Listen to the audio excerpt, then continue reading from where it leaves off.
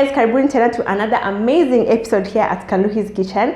Gorgeous day we have out here today, and that means we're going to make something equally as beautiful, equally as delicious today. And for that, I have my chicken biryani on my mind. People think it's quite difficult to put together explosive flavor, and it's my job to show you it's so easy to make delicious chicken biryani. I'm very excited about this video, equally as excited to see you guys try this out at home with your loved ones and enjoy it as much as I always do. Karibuni sana. Thank you for subscribing. Thank you for being here. Tuanze sasa. Karibuni.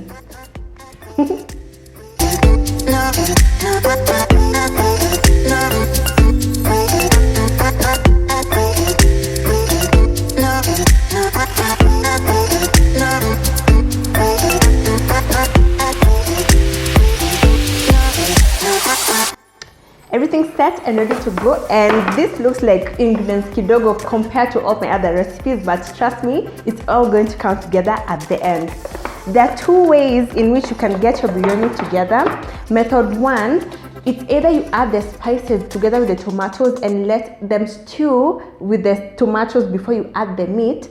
Method two, you add the spices into the meat, allow the meat to marinate, and then add everything into the stew later on.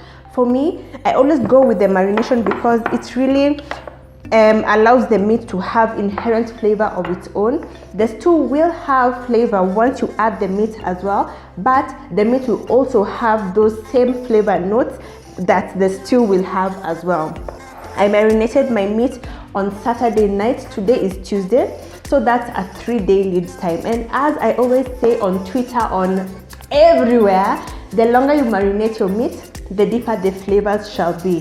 And if you marinate your meat for longer than 6 hours, make sure you do it refrigerated.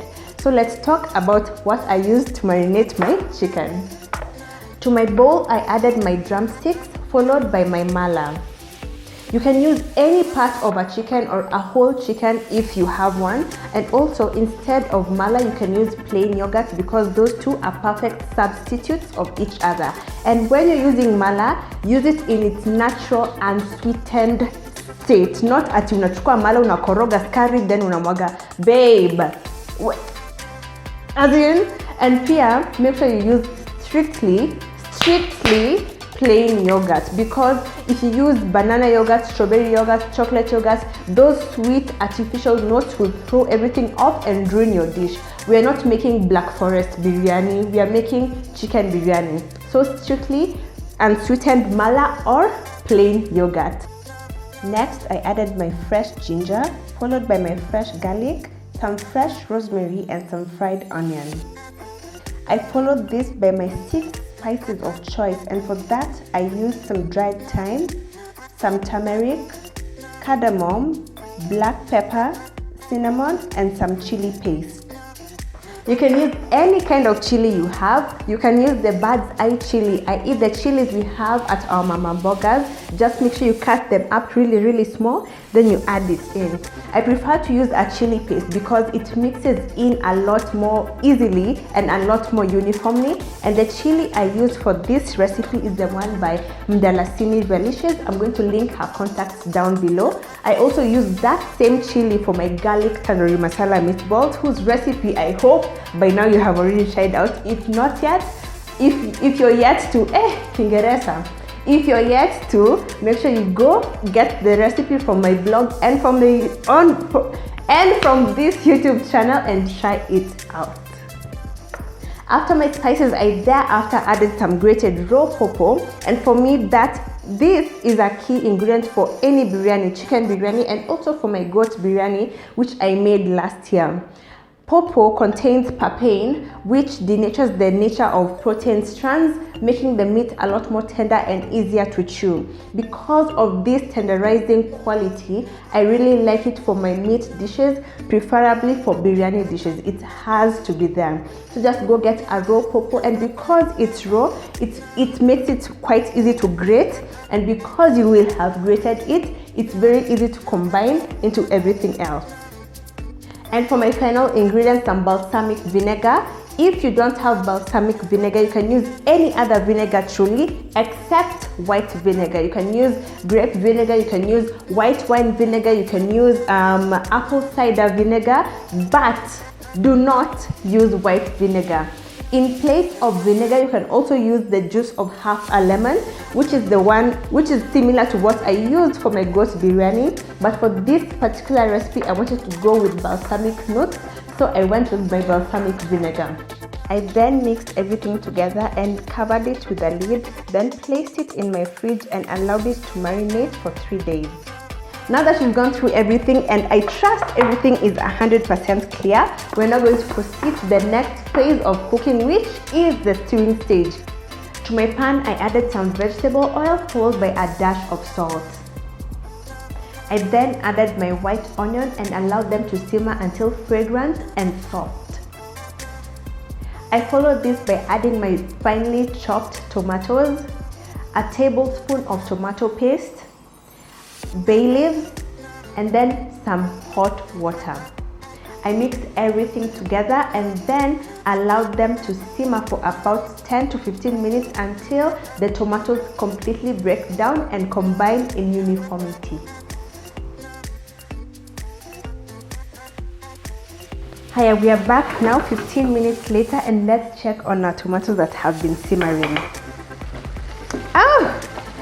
They look nice and saucy, totally combined and kila kitu imepotelea ndani as it should be.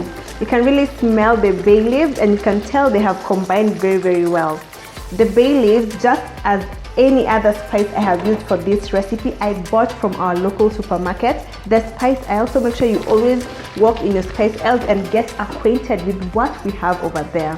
For this recipe, just as I mentioned in my meatball recipe, the tomatoes have to completely cook down and completely potelea ndani kabisa. It should be nice and saucy and thick, as you can see mine are.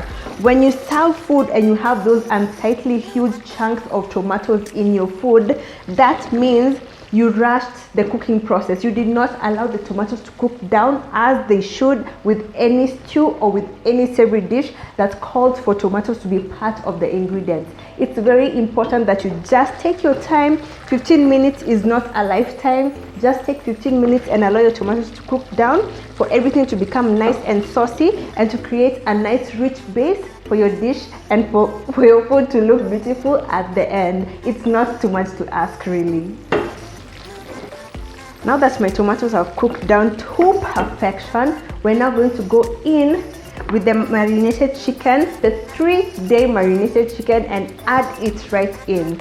This is where the flavor comes in. You have the cinnamon.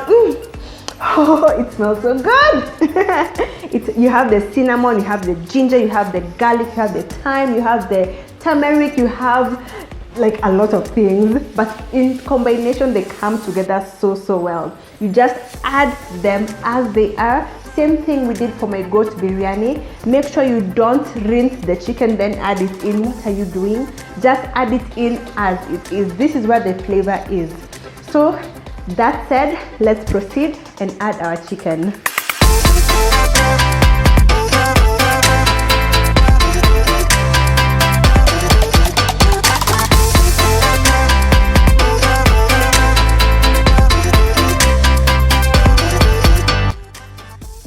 Next, we're going to add our plain yogurt followed by our fried onions. Mix everything together.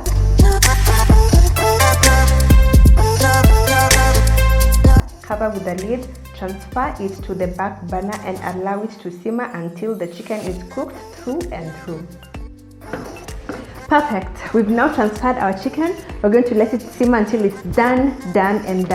I love biryani so much because the meat itself, be it the goat, the beef or the chicken, it has a lot of boisterous, bold flavor. The rice itself also has flavor of its own, and there's this misconception that people maybe in the inland part of the country think that biryani is just a basic watery, boring meat stew with mchele ya color purple or mchele ya color yellow or mchele ya color pink. No, the rice has flavor and the chicken has flavor, and there's specific method into which you have to create both separate and then you bring them together into one dish, and that is your biryani.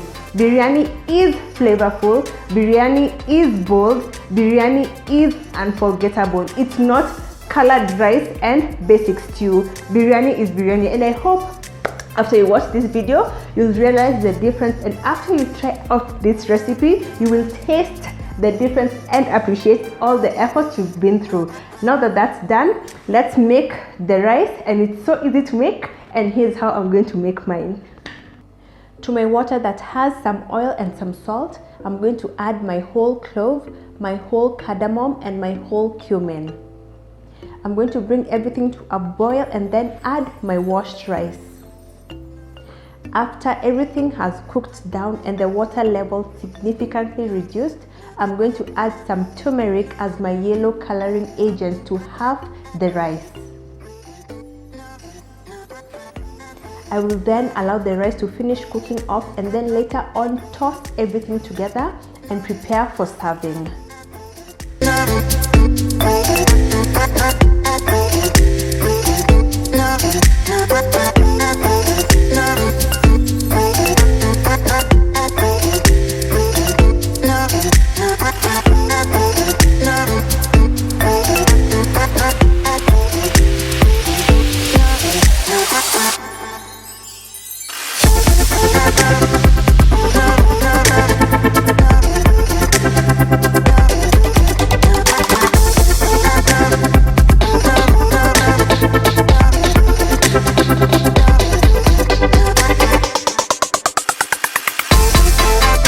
Guys, we are done, and as you can see, my chicken biryani looks immaculate. The plating is fantastic, and I know the taste is going to be out of this world good. Now lazima I give this a taste test, but before we get into that, I just want to remind you that the exact recipe quantities are on my blog. Link is on my description box. I cannot wait for you guys to try this out and share it with everyone you love. Share this recipe in all your WhatsApp groups, all your Facebook groups, because everyone deserves to have something super amazing to have. Thank you for liking this video, thank you for sharing this video, and thank you so much for subscribing. For me, it's now lunchtime, it's now time to eat, and I have to give this a try. So kwaherini, enjoy the rest of your day. For me, for me ni wakati wa kusosi. Unaona, nimeshua na words because I'm just that hungry. Acha tuone. I'm really hungry.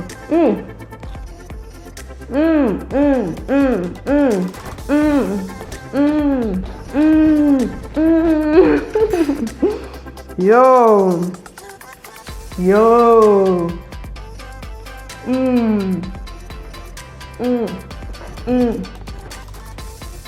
Tamu.